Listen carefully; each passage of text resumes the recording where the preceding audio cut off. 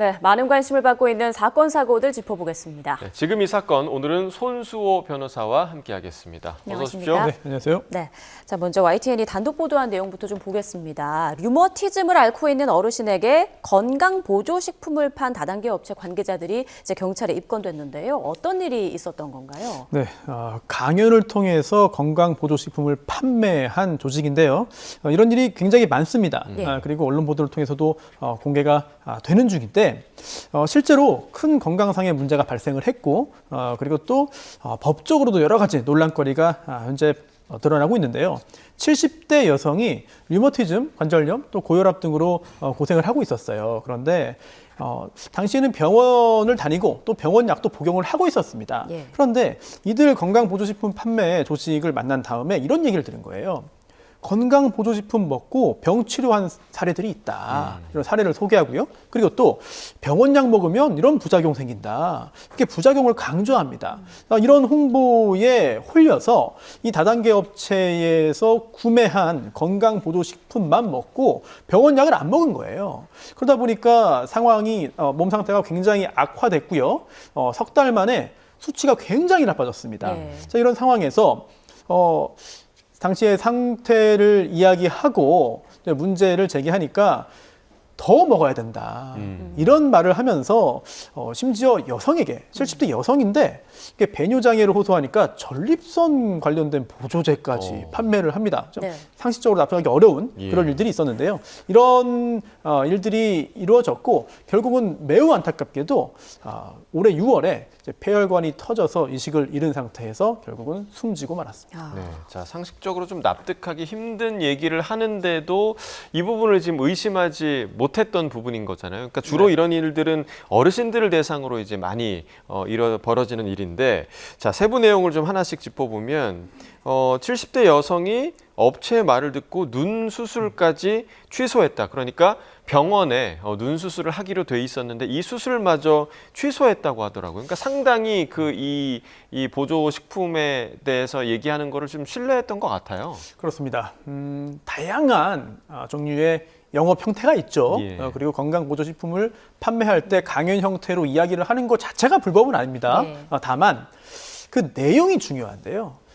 일반적인 건강 상식에 의료 상식에 반하는 내용을 이야기해서 소비자들을 현혹시킨다면은 이런 부분들은 실질적으로 문제가 될 수 있고 이 사례에서도 이 세상을 떠난 70대 여성이 이 판매자들의 이야기를 너무 과도하게 믿은 것 같습니다. 그런데 그렇게 믿도록 만드는 게 또 이런 판매자들의 일종의 여러 가지 노하우들이거든요. 예. 그래서 특정 성별 또는 특정한 연령대 그리고 어떠한 건강상의 문제가 있는 경우뿐만 아니라 가족 관계는 어떠한지 재산 상태와 소득은 어떠한지 학력은 어떠한지 등등등을 종합적으로 보아서 정말 홀리지 않고는 피할 수 없는, 홀리는 걸 피할 수 없을 정도의 예. 그런 기술들을 구사하는 경우가 많죠. 이번 사건 역시 마찬가지였던 것으로 보이고요. 예. 더군다나 이제 YTN 단독 보도에 따르면 이런 내용도 있습니다.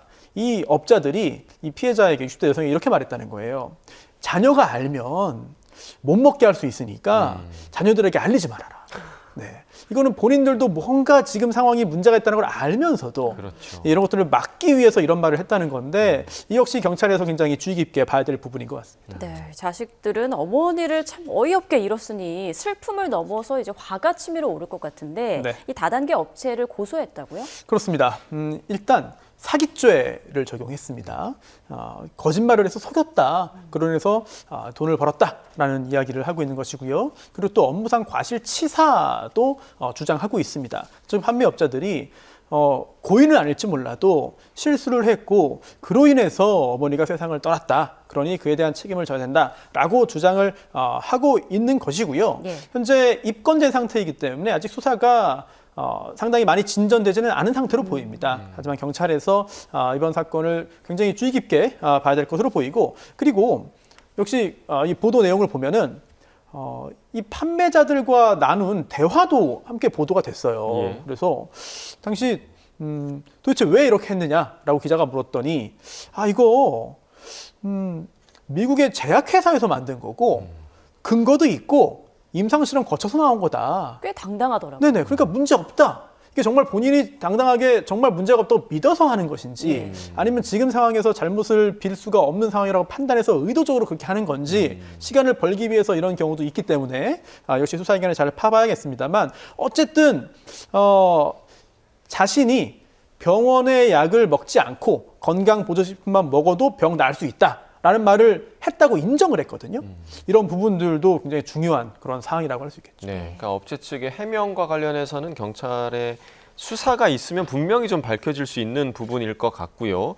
근데 이제 이 업체 측이 이 70대 여성이 숨진 이후에도 네. 계속해서 뭐 강연이나 뭐 SNS 홍보라 같은 그런 홍보를 좀 이어가고 있다고 하는데 이건 문제가 없는 겁니까? 그 내용이 좀 중요할 것 같아요. 물론 도의적으로는 이러한 일이 벌어졌고 안타깝게도 세상을 떠난 사람이 생긴 상황에서 계속해서 똑같은 행위를 한다는 것 자체가 당연히 도덕적으로, 사회적으로, 윤리적으로 비난받을 요소가 강해 보이고요. 예. 또 그것과 법적인 판단은 또 별개이기 때문에 지금 상에서 그러한 홍보와 영업을 못하게 막을 수 있느냐 이런 부분들은 행정적인 부분을 좀 봐야겠습니다만 그렇게 쉽지는 않을 것 같습니다. 예. 다만 당시에 했던 여러 가지 행위들도 법적으로 문제가 될 뿐만 아니라 만약에 지금 하고 있는 행위도 여전히 계속적으로 법적인 문제가 존재한다면 그에 따라서 이들이 져야 될 책임이 훨씬 더 커질 수 있기 때문에 이런 증거들은 계속해서 수집을 해야 되는 상황이 되겠죠. 네, 이제 관련 수사가 많이 진척된 상황은 아니라고 말씀해 주셨는데 앞으로 법적 쟁점은 어떤 게 있을까요? 네, 지금